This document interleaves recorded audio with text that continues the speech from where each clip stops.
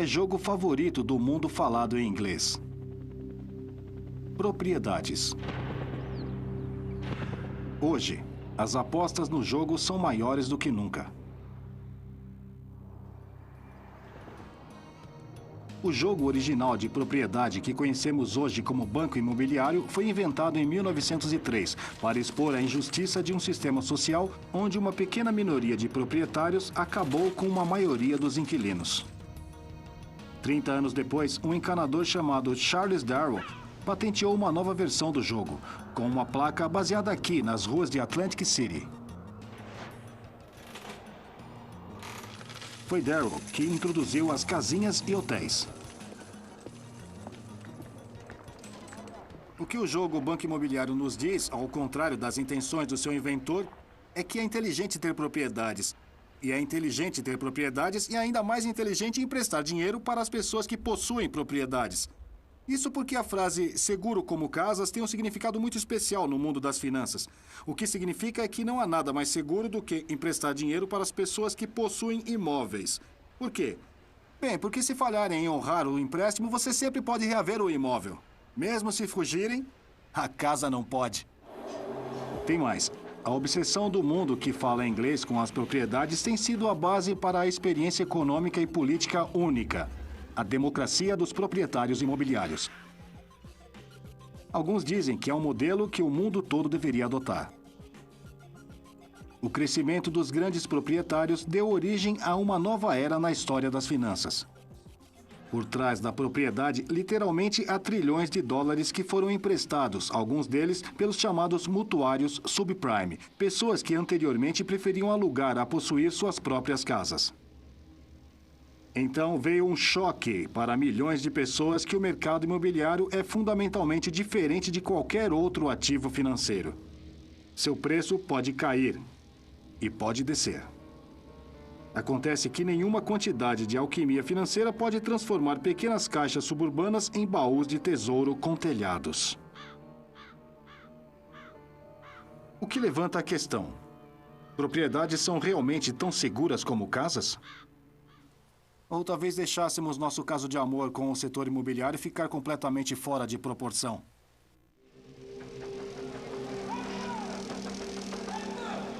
A ascensão do dinheiro. Seguro como casas.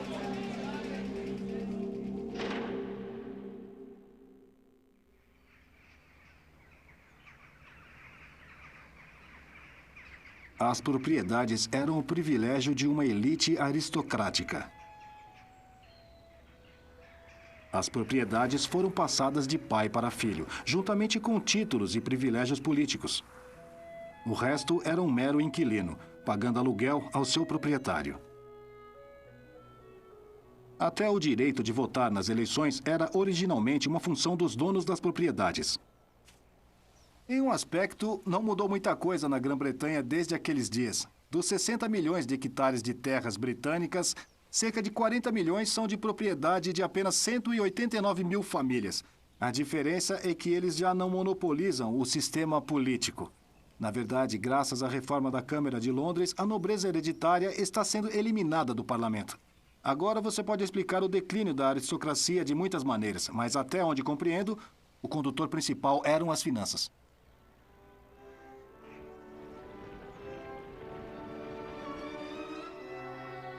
Até a década de 1830, a fortuna sorriu para a elite dos britânicos proprietários de terras. Cerca de 30 famílias ou mais tinham uma renda anual bruta de suas terras acima de 60 mil libras por ano, cerca de 150 milhões de libras nos dias de hoje.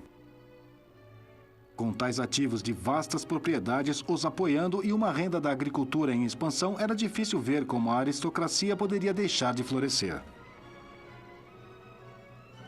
No entanto, ao ignorar uma verdade fundamental sobre a propriedade, seu próprio declínio foi assegurado.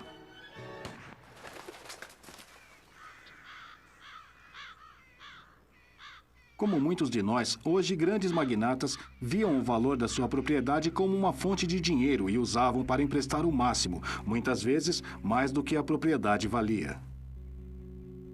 O que eles não entendem é que a propriedade é apenas uma segurança para a pessoa que lhe empresta o dinheiro. Como um mutuário, você ainda tem que ganhar o dinheiro para pagar o empréstimo. Para os grandes proprietários de terras da Inglaterra vitoriana, isso de repente se tornou uma coisa muito difícil para ser feita. Nenhum lugar tinha uma dor mais aguda do que aqui, no coração de Buckinghamshire rural.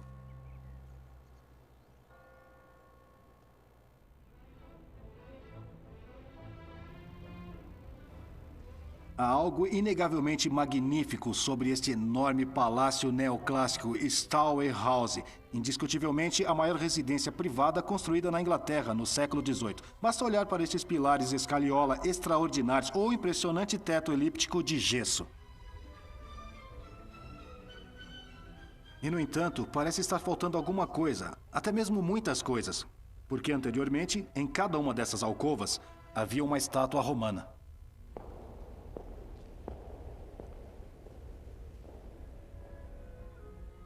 As requintadas lareiras georgianas foram arrancadas e substituídas por lareiras padrão como esta. Por quê? Como a mais imponente das casas senhorais, se tornou em uma mera casca de si mesma?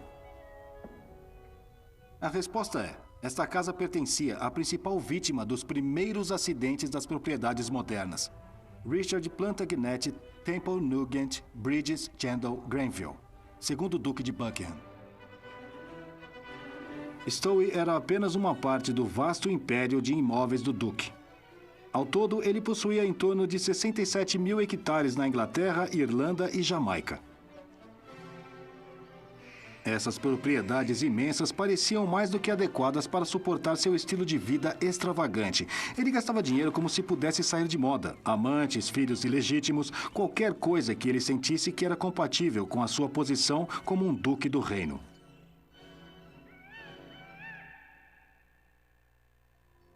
Em 1845, o gabarito subiu. Os preços dos grãos tinham começado a decair, assim como a renda de terras agrícolas. O preço dos imóveis rurais despencou. De repente, a aristocracia descobriu que seus empréstimos tinham ultrapassado o valor de suas propriedades. O duque estava gastando muito mais do que sua renda e, mais do que isso, estava sendo absorvida pelo pagamento de juros. Mas não era para ser uma luta final do notável consumo. Durante os preparos para uma visita da Rainha Victoria e do Príncipe Albert, o Duque decidiu mergulhar e reformar Stowe House do início ao fim. 15 salas foram preenchidas com os móveis mais caros que o dinheiro podia comprar. As tábuas ficavam gemendo sob o peso de veludo Gênova e cetim bordado e brocado de ouro. Quando a rainha viu os resultados, ela comentou um pouco irritada: "Tenho certeza de que não há tais apartamentos esplêndidos em qualquer um dos meus palácios." Infelizmente, o custo dessa mega reforma provou ser a gota d'água para as finanças do Duque. Em agosto de 1848, para o horror do Duque, seu filho levou todo o conteúdo de Stowe House a leilão. Agora seu lar ancestral e imponente estava aberto para uma multidão de caçadores de pechinchas, dando lances pela prata, vinho e porcelana. Hoje, Stowe é uma escola privada.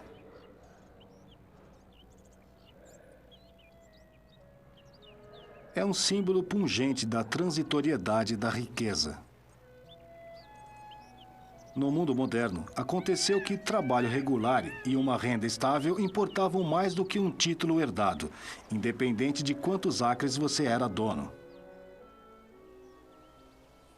Divorciado pelo seu longo sofrimento e muitas traições de sua esposa escocesa, cuja totalidade do guarda-roupa havia sido apreendida por agentes do xerife em Londres, o Duque foi finalmente forçado a abandonar Stowe e se mudar para uma casa alugada. Ele ganhava seus dias em seu clube Carlton, escrevendo uma sucessão de memórias altamente confiáveis e incorrigivelmente perseguindo atrizes e esposas de outros homens. A queda do Duque de Buckingham foi uma espécie de prenúncio de uma nova era democrática em que todos os adultos dariam votos, mesmo se fossem donos de uma mansão ou se pagassem aluguel de um apartamento humilde. Conforme as fortunas aristocráticas da agricultura diminuíam, as franquias eram ampliadas. No entanto, o advento do sufrágio universal não significava que possuir propriedades havia se tornado universal. Pelo contrário, como recentemente em 1938, menos de um terço do mercado imobiliário do Reino Unido estava nas mãos de proprietários ocupantes. Foi do outro lado do Atlântico que a primeira verdadeira democracia de proprietários imobiliários iria surgir. E nasceria a maior crise financeira já vista.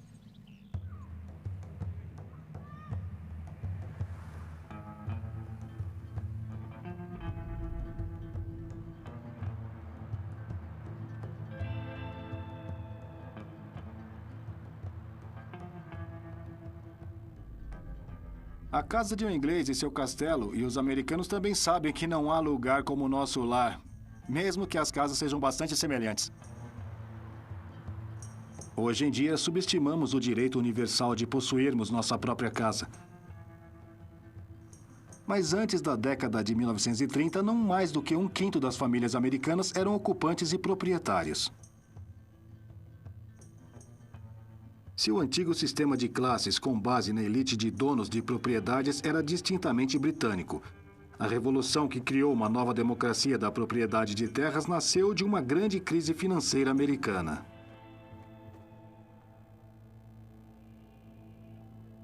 Quando a depressão atingiu em 1929, a economia dos Estados Unidos despencou. A minoria das pessoas que tinham sua própria casa não podia arcar com o pagamento das hipotecas. Os inquilinos também se forçavam para pagar o aluguel, quando tudo o que tinham pela frente era desemprego.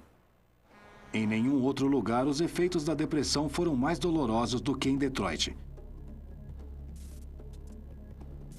Logo, a indústria automobilística aqui empregava apenas metade do número de trabalhadores que tinham em 1929, e com metade do salário.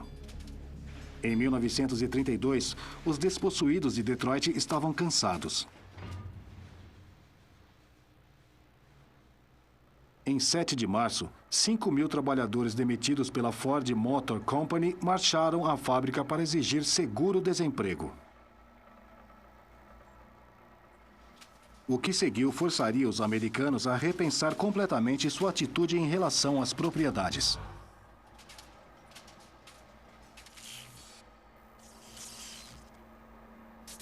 Enquanto a multidão desarmada chegou ao portão 4 da fábrica da empresa River Roofing em Dearborn, brigas começaram.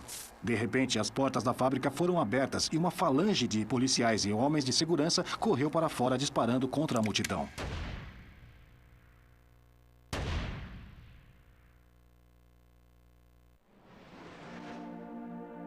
Cinco trabalhadores foram mortos. Dias depois, 60.000 pessoas cantaram a International em seus funerais.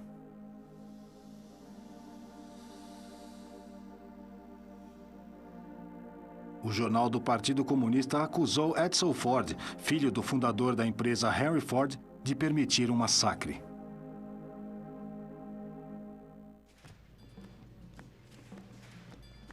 Poderia ser feito alguma coisa para neutralizar o que estava começando a parecer uma situação revolucionária, colocando os Fords e suas grandes propriedades contra seus antigos empregados sem posse alguma? Em um gesto marcante de conciliação, Edsel Ford recorreu a um artista mexicano chamado Diego Rivera e o convidou a pintar um mural que mostra a economia de Detroit como um local de cooperação, não de conflito de classes.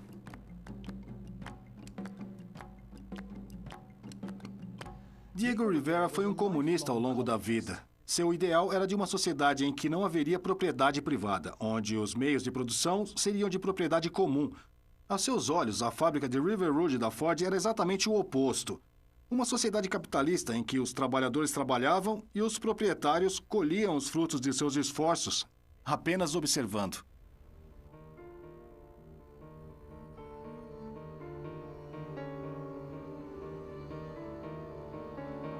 Quando os murais foram revelados em 1933, dignatários da cidade ficaram horrorizados. Eles viam como propaganda comunista. Uma farsa sobre o espírito de Detroit. O poder da arte é uma coisa maravilhosa, mas era claro que era preciso algo bem mais poderoso do que a arte para curar uma sociedade tão profundamente dividida pela depressão. Outros países se voltaram para os extremos do totalitarismo, mas nos Estados Unidos a resposta foi o New Deal, que incluía um novo acordo sobre a habitação aumentando radicalmente o número de norte-americanos que poderiam esperar ser donos de suas próprias casas. A administração Roosevelt foi a pioneira na ideia de uma democracia de propriedades imobiliárias. Ele provou ser o antídoto perfeito para a Revolução Vermelha.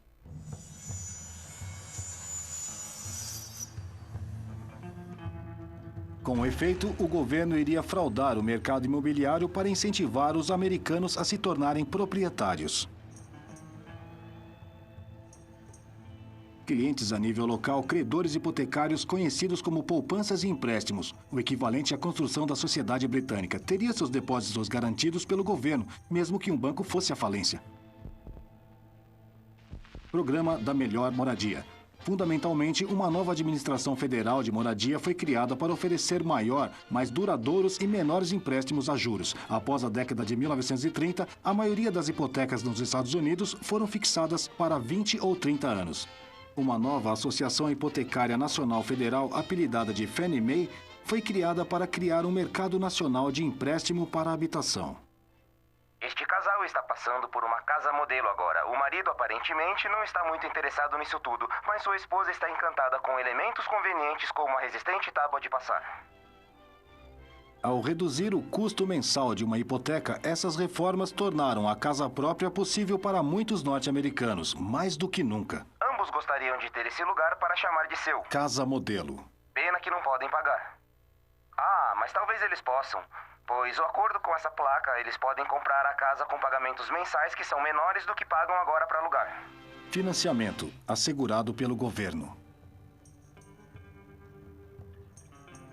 Não é exagero dizer que o moderno Estados Unidos, com seus subúrbios muito sedutores, nasceu dessa reforma do New Deal. A partir da década de 1930, então, o governo americano subscreveu efetivamente o mercado de hipotecas, juntando mutuários e credores. Essa foi a razão pela grande explosão na propriedade e dívida hipotecária nas décadas após a Segunda Guerra Mundial. Mas havia um porém. Nem todos na sociedade norte-americana tinham um convite para a festa dos proprietários imobiliários.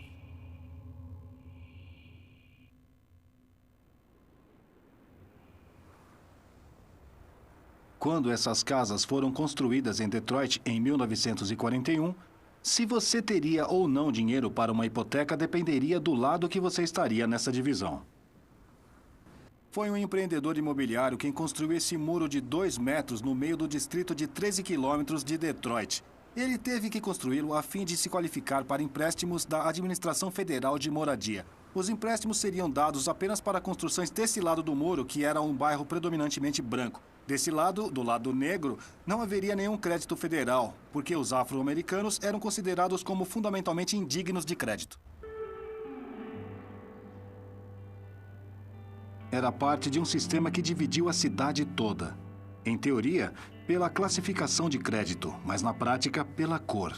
A segregação, em outras palavras, não foi acidental, mas uma consequência direta da política federal. Este mapa do Conselho Federal de Empréstimo para Moradia mostra as áreas predominantemente de negros de Detroit, no Lower East Side. As chamadas colônias, como aonde estamos agora, em Burnwood Griggs, marcada com a letra D vermelha. Você pode ver que a prática de dar a bairros inteiros uma classificação negativa de crédito veio a ser conhecida como alinhamento vermelho. O resultado foi que, quando as pessoas aqui precisavam de hipotecas, teriam que pagar taxas de juros significativamente mais elevadas do que as pessoas na parte branca da cidade.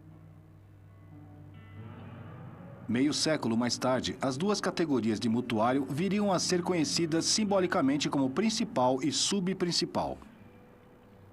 Mas na década de 1960, essa divisão foi a dimensão financeira oculta da luta pelos direitos civis. Os negros deveriam ser excluídos da nova sociedade proprietária. Haveria um preço alto a se pagar por essa exclusão. Em 23 de julho de 1967, as propriedades em Detroit literalmente pegaram fogo. 4 dias de distúrbios, pilhagens e incêndio abalaram a cidade de Detroit, no pior surto de violência racial urbana desse ano. Raiva e discriminação econômica transbordaram em 5 dias de tumultos que deixaram 43 pessoas mortas. Significativamente, a maior parte da violência não foi dirigida contra pessoas, mas contra as propriedades. Quase 3.000 edifícios foram saqueados ou queimados.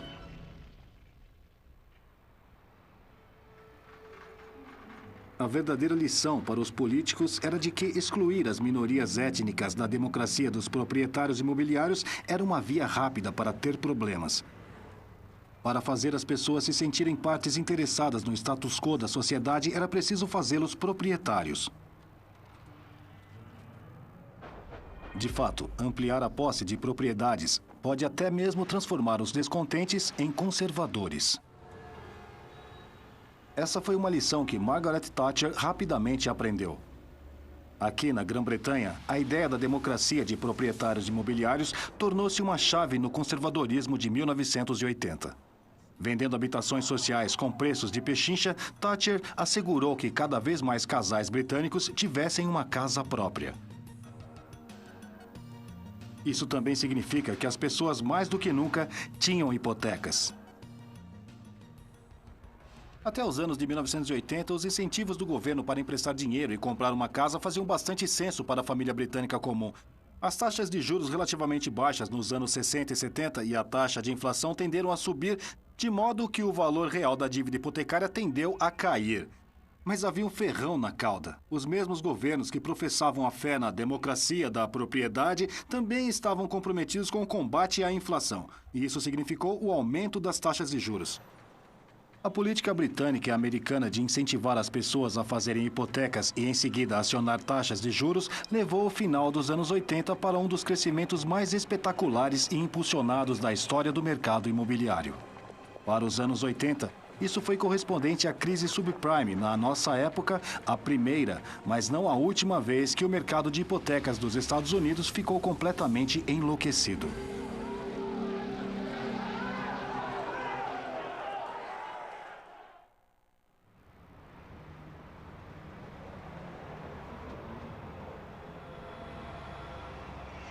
Para muitos de nós, é um choque que a quebra no mercado imobiliário americano poderia desencadear uma grande crise financeira. Na verdade, como tantas vezes no Ascensão do Dinheiro, isso já aconteceu antes.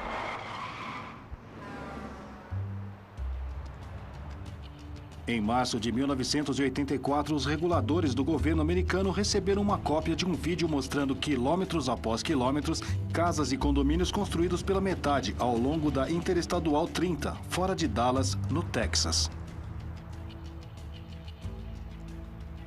Você ainda pode, hoje em dia, ver as lajes vazias.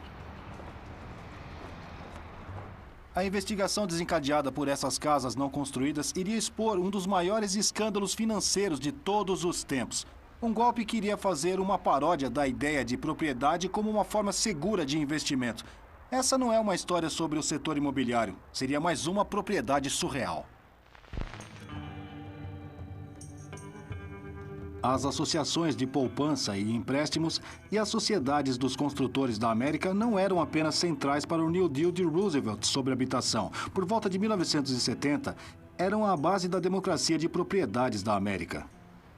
Então, em 1970, a indústria de poupanças e empréstimos foi atingida primeiro pela inflação de 2 dígitos e, em seguida, por taxas de juros mais elevadas. Foi um soco duplo letal para instituições que foram proibidas por lei de aumentar as taxas que pagam aos poupadores e que estavam recebendo os pagamentos de juros de mutuários de hipotecas locais que haviam sido fixados décadas antes. A resposta em Washington era para remover quase todas as restrições. Quando a desregulamentação foi promulgada em 1982, o presidente Reagan estava em estado de exaltação. Acima de tudo, achamos nosso pote de ouro. Bem, algumas pessoas certamente acharam.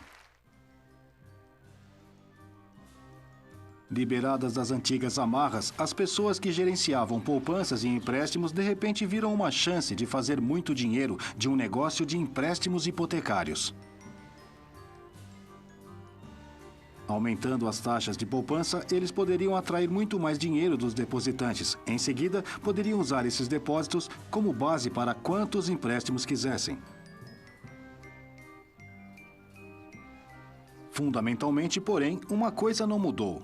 Os depósitos dos poupadores ainda estavam assegurados pelo governo. Era um convite gigantesco para um almoço grátis para os cowboys financeiros.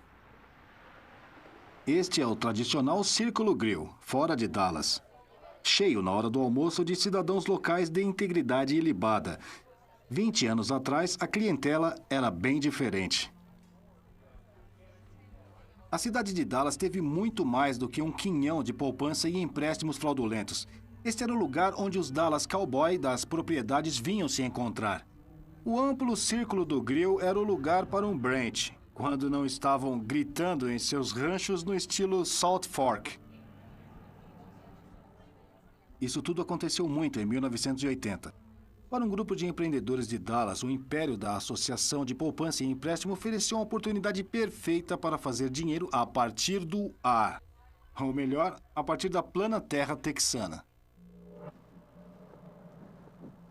A saga surreal da poupança e empréstimos começou quando o reitor Spencer Brain se uniu a um extravagante e empreendedor ex-aluno da faculdade chamado Danny Faulkner, cuja especialidade era a generosidade extravagante com o dinheiro dos outros.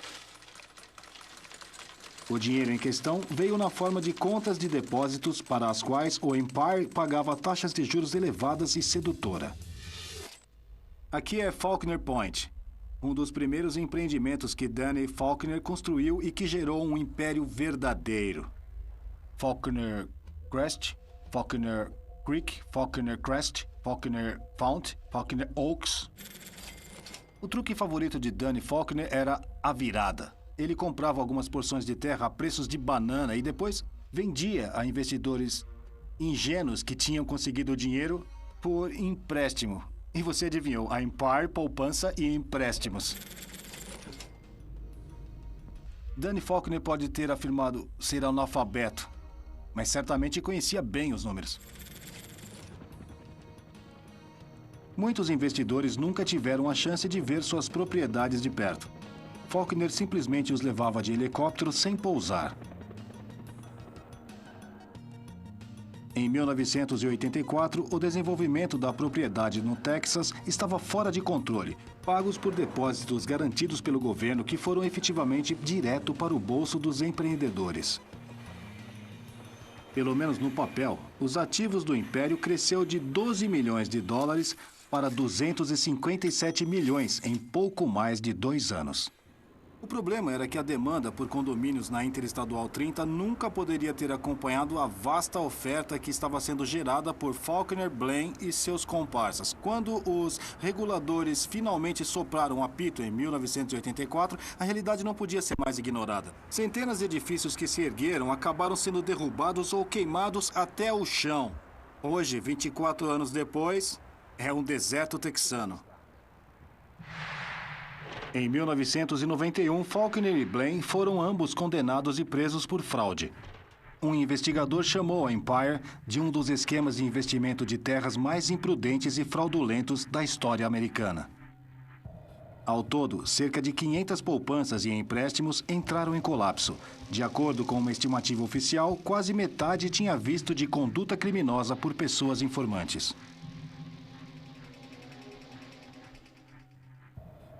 O custo total da crise foi de 153 bilhões de dólares, tornando-se uma das crises financeiras mais caras da história americana. O governo federal, que tinha desregulado as poupanças e empréstimos em primeiro lugar, tinha que pagar a conta, que é outra maneira de dizer que os contribuintes ficaram com ela. Foi o primeiro sinal claro de que poderia ser uma desvantagem a ideia da democracia da propriedade. No entanto, a crise das poupanças e empréstimos foi um mero temor comparado ao terremoto das propriedades que iria atingir o mercado imobiliário americano 20 anos depois. Poupanças e empréstimos foram uma crise de todos os americanos, mas o terremoto subprime abalaria o mundo inteiro das finanças até suas próprias bases.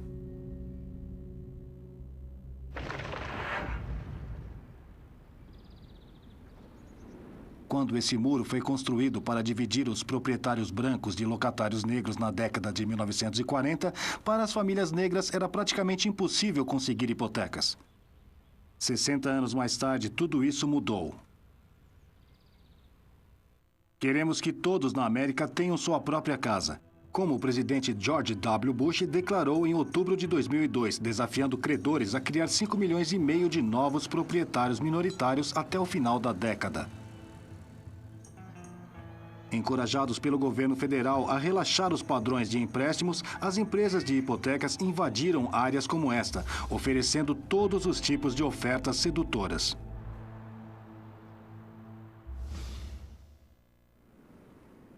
Por muitos dos novos mutuários terem históricos irregulares de crédito, esses empréstimos vieram a ser considerados como subprime. Sem renda? Nenhum trabalho? Nenhum ativo? Isso faz de você um perfeito candidato para um empréstimo ninja. O problema era que esses novos empréstimos hipotecários eram muito diferentes da velha taxa fixa de 30 anos do reembolso de empréstimos do passado. Desde 1980, o jogo da habitação mudou radicalmente em todo o mundo que se falava inglês. As hipotecas são por períodos cada vez mais curtos e os mutuários cada vez mais estão optando apenas por hipotecas. Isso faz com que as famílias sejam mais sensíveis do que costumavam ser na subida das taxas de juros. Então, como os credores não se preocupavam que esses mutuários subprime estivessem quase certos a padronizar as altas taxas de juros? A resposta a essa pergunta é a chave para a crise do subprime foi outra palavra com um S. Securitização.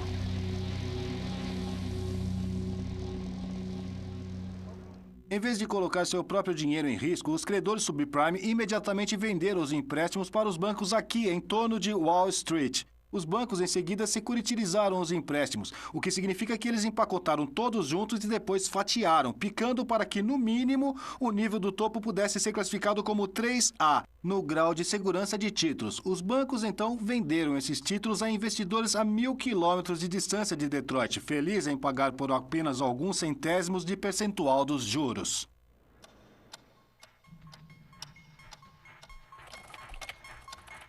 A chave para a securitização foi a distância entre os mutuários de hipotecas em, digamos, Detroit, e as pessoas que acabaram por receber seus pagamentos de juros. No momento em que as pequenas cidades da Noruega comprassem esses títulos, não tinham ideia do que estavam realmente por trás de seu investimento. Alquimia financeira? Bem, foi um modelo de negócio que funcionou muito bem, uma vez que as taxas de juros se mantiveram baixas. As pessoas mantiveram seus empregos e os preços dos imóveis continuaram a subir.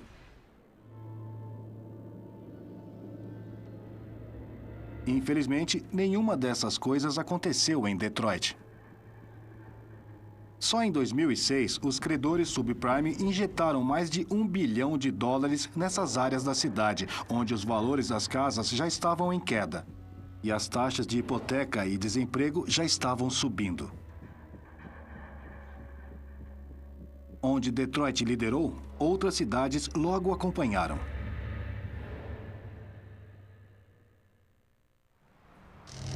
Memphis, Tennessee.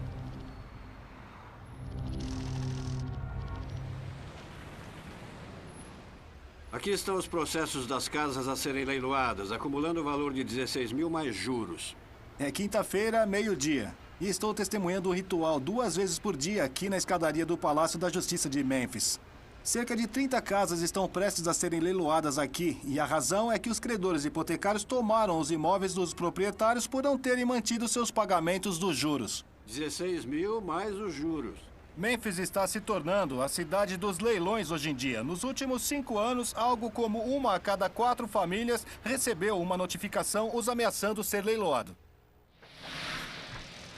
Desde que o mercado de hipotecas subprime começou a azedar no início do verão de 2007, ondas de choque foram se espalhando por todos os mercados financeiros mundiais, acabando com alguns fundos de derivativos, obliterando vulneráveis bancos de investimento e custódia, custando centenas de bilhões de dólares aos sobreviventes. Banco Central da Argentina. Lembre-se do pilar do mercado de hipotecas de 1930, New Deal, Fannie Mae?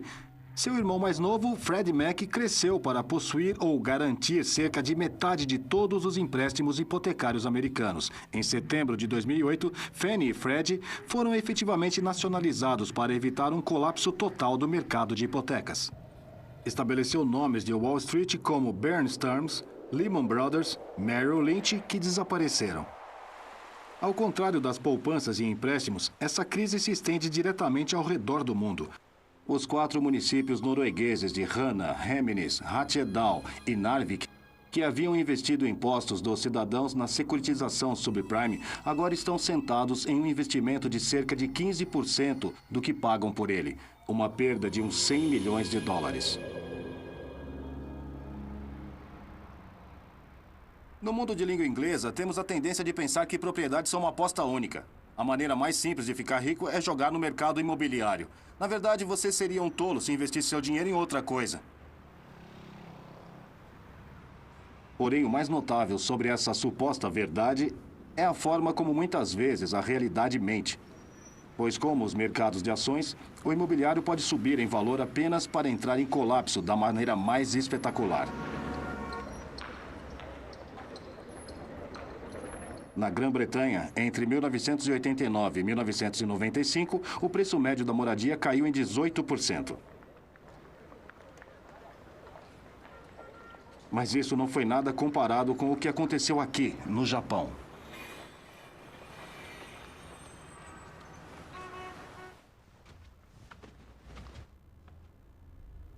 A vista é boa. Decoração tanto quanto Austin Power. Estou amando isso. Essa é a caldeira. Certo, vamos direto ao assunto. Quanto esse lugar vai custar se eu oferecer o dinheiro agora? Isso. Seria algo em torno de 2 milhões de dólares. Certo, isso cerca de 1 milhão. 1 milhão de libras, eu compro esse apartamento lindo em Tóquio, então. E esse é um bairro elegante, certo? Isso pode soar muita coisa, mas na história japonesa recente, é uma verdadeira pechincha. Entre 1985 e 1990, os preços dos imóveis no Japão subiram em um fator de cerca de 3 vezes. Bancos caíram sobre si mesmos por enfrentarem essa onda.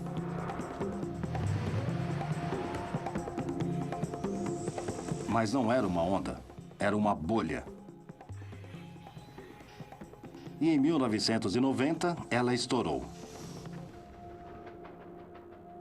Os preços aqui em Tóquio caíram 75%, eliminando todos os ganhos anteriores. Isso custa 1 milhão de libras agora. Quanto custou em 1990, no auge da bolha imobiliária? Brutamente, ele varia 3 vezes o valor. 3 vezes.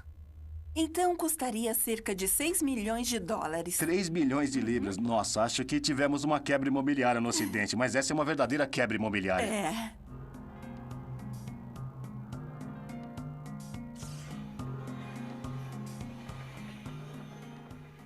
Então, não. Propriedades não são um investimento exclusivamente seguro. Os preços das casas podem cair, assim como pode subir. E como os ativos seguem, as casas são muito líquidas, o que significa que você não pode liquidá-las se estiver com pressa, se passar por problemas financeiros. E isso é praticamente o lado negativo da ideia de uma democracia de propriedades. A questão agora é se nós, que falamos inglês, temos qualquer negócio para tentar exportar nosso modelo para o resto do mundo.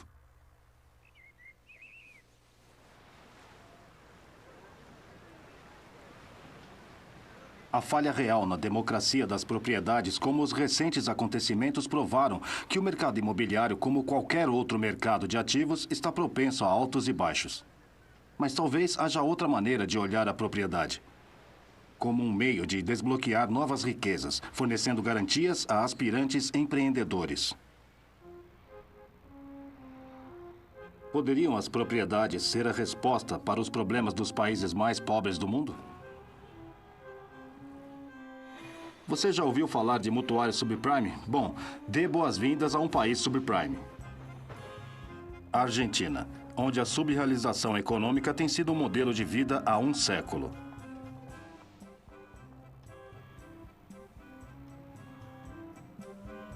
essas favelas na periferia de Buenos Aires parecem estar a quilômetros das elegantes avenidas do centro da capital argentina. Mas as pessoas aqui são realmente tão pobres quanto parecem? Um homem não acreditou nisso.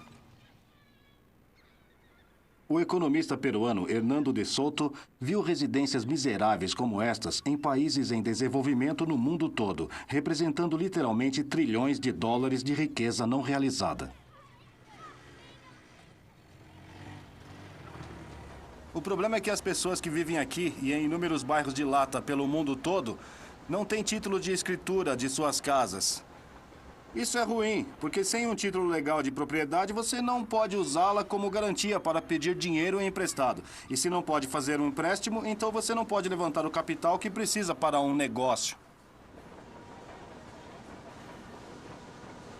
Parte do problema é que em países pobres é um pesadelo burocrático estabelecer o título legal de escritura da propriedade. Isso pode levar meses, às vezes anos, mais tempo do que no mundo onde se fala inglês. Para Hernando de Soto, respirar vida financeira em todo esse capital morto é a chave para fornecer aos pobres um futuro mais próspero.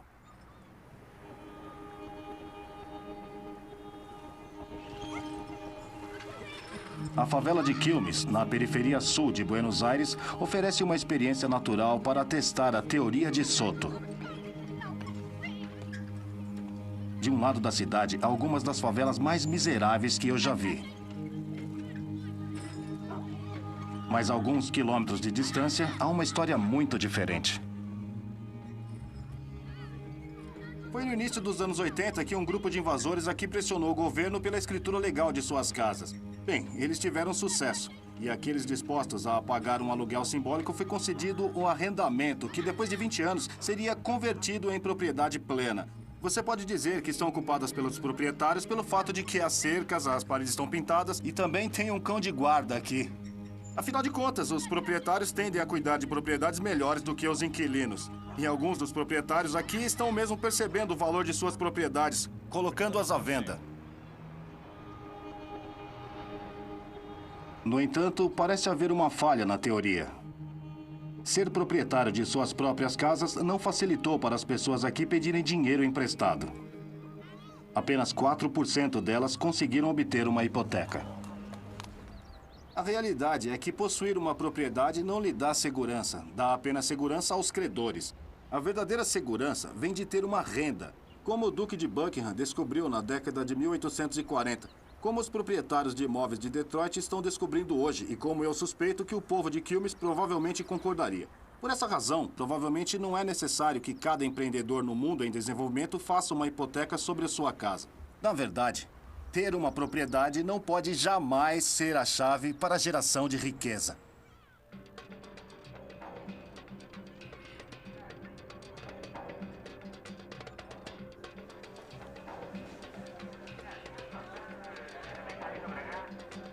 Esta é Betty Flores.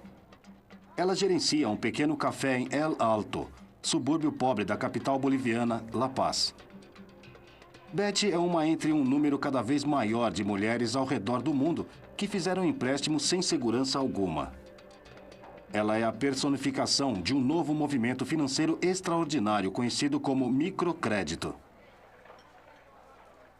Você fez um empréstimo para montar esse café? ¿Has prestado dinero para empezar su empresa de servir cafecito y té? No, solo para hacer el mesón. Ah, tá. É pra fazer a base. Ela pediu dinheiro emprestado pra fazer a base. Ah, você paga. Você já pagou tudo? Allá, con esto mismo. Ela já pagou tudo com esse negócio há muito tempo. Ah, entendo. Histórias como o Ponto de Betty são uma das grandes revelações do movimento das microfinanças em um país como a Bolívia. Acontece que as mulheres são, na verdade, um risco de crédito melhor que os homens, com ou sem casa como garantia para o empréstimo. Está tudo bastante estampado no rosto da imagem convencional da mulher perdulária. Essas mulheres mal são o que você chamaria de bons riscos financeiros. Elas provavelmente têm apenas alguns dólares entre elas. No entanto, com nenhuma segurança, elas estão recebendo empréstimos. Aqui na Bolívia, credores têm percebido que a credibilidade pode ser de fato uma característica feminina. Carmen Velasco criou a ProMujer para fornecer financiamento aos pobres para as mulheres empreendedoras. Pelos empréstimos serem garantidos por propriedade, o desafio é fazer com que as mulheres paguem de volta. E elas pagam. Desde o primeiro dia, elas têm que saber que precisam pagar em dia, que tem taxas de juros e têm que saldar. Portanto, é um processo de aprendizagem e no início é difícil, porque elas não estão acostumadas a lidar com um empréstimo, mas pouco a pouco elas se acostumam com isso e se sentem muito orgulhosas quando pagam. Devo dizer que estou bastante impressionado com o que estou vendo aqui no ProMujer. Você pode sentir nesse ramo de atividade a transformação que o microcrédito tem trazido à vida dessas mulheres. E por trás de mim, você pode ver o resultado de tudo. Mulheres fazendo filas para pagar seus empréstimos pontualmente. Talvez seja a hora de mudar o slogan antigo de tão seguro como casas para tão seguro como as donas de casa. Claro que seria um erro supor que o microcrédito é uma espécie de fórmula mágica da economia. Apenas dar empréstimo não necessariamente restringe a pobreza ao passado. Mas então, apostar tudo em uma casa também não vai resolver as coisas.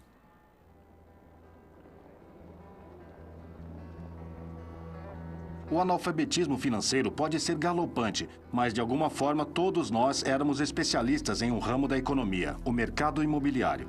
Todos nós sabíamos que as propriedades eram uma ótima aposta. Exceto o fato de que não foi.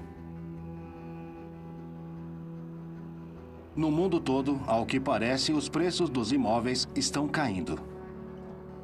De Mênfis a Santiago. De Londres a La Paz.